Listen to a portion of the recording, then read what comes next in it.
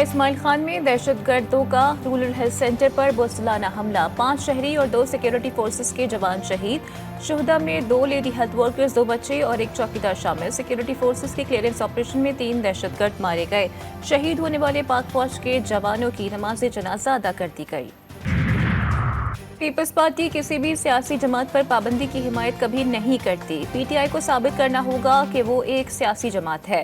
وزیر اعلیٰ سندھ مراد علی شاہ نے کہا کہ پی ٹی آئی اپنے کرتوتوں کی خود ذمہ دار ہے۔ تحریک انصاف کو جمہوری سیاسی کردار ادا کرنا ہوگا۔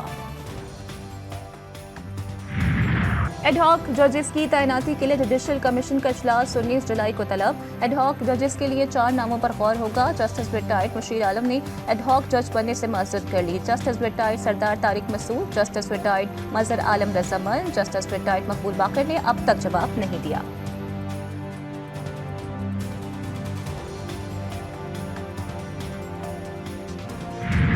ہم کیا کہہ سکتے ہیں؟ عوام کچھ کر سکتی ہے یا ہمارے کہنے سے کچھ ہو سکتا ہے تو پھر ہم کچھ کہہ بھی دیں۔ اس ملک کا یہ قانون ہے، یہ آپ دیکھ لیں کہ غریب مر رہا ہے، کسی کو پرواہ نہیں ہے۔ اس کی قیمتیں تھوڑا مزید بڑھانے کے بجائے کم کر دی جائیں تو عام آدمی کو جو ہے نا تھوڑا سا فائدہ ہو۔ مہنگائی سے پریشان عوام پر حکومت کا پیٹرول بم سے بار۔ پیٹرول 9 روپے 99 پیسے، ہائی اسپیڈ ڈیزل 6 روپے 18 پیسے مہنگا۔ عوام نے فیصلے کو مسترد کر دیا، قیمتوں میں اضافہ عوام دشمن اقدام قرار، فیصلہ واپس لینے کا مطالبہ۔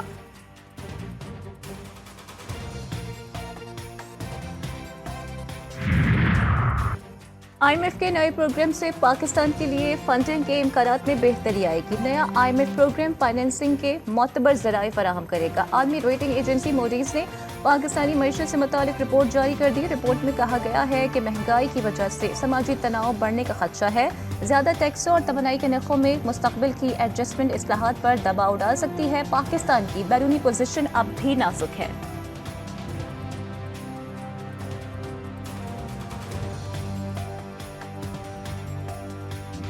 شہر شہر قریہ قریہ حسین کی مجلس، حسین کا ماتم۔ نواز رسول صلی اللہ علیہ وآلہ وسلم حضرت امام حسین علیہ السلام اور ان کے ساتھیوں کی عظیم قربانی کو خراج عقیدت پیش کرنے کے لیے جلوس و مجالس کا انعقاد۔ عزادار نوحہ خوانی اور ماتمداری میں مصروف۔ لاہور، کراچی اور پشاور میں مرکزی جلوس اپنے روایتی راستوں پر گامزن۔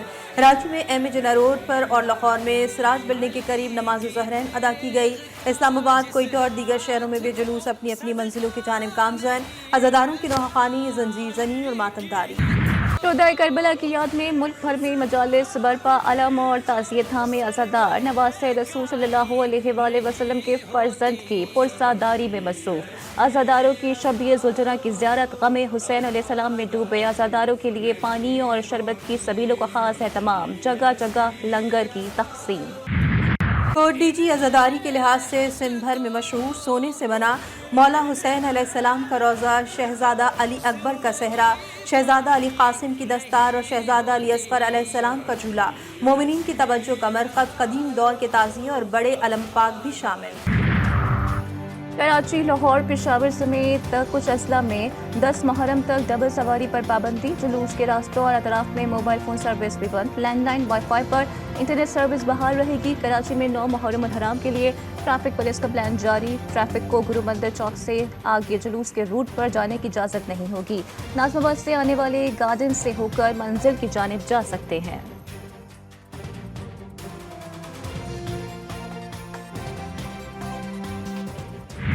تاریخ اسلام میں 9 محرم الحرام سن 61 ہجری کو یوم تاسوعہ کہا جاتا ہے۔ 9 محرم کو شمر گورنر کوفہ عبید اللہ ابن زیاد کا خط لے کر کربلا پہنچا۔ اس میں عمر سعد کو حکم دیا تھا کہ وہ امام حسین علیہ السلام کے ساتھ سخت رویہ اپنائے یا پھر لشکر کی قیادت شمر کے سپرد کر دے۔ عمر ابن سعد نے 9 محرم کو جنگ شروع کی تو امام حسین نے اس سے 1 رات کی مہلت لی، جس پر صبح عاشور تک جنگ روک دی گئی۔ دشت کربلا کو امام حسین علیہ السلام سمیت 72 شہداء نے اپنے خون سے سنیچا۔ ان میں امام مظلوم علیہ السلام کے جگر پارے اور ہم شکل پیغمبر صلی اللہ علیہ وآلہ وسلم حضرت علی اکبر علیہ السلام بھی شامل تھے، جو صورت میں، سیرت میں، رفتار میں، گفتار میں رسول اللہ صلی اللہ علیہ وآلہ وسلم سے مشابہہ تھے۔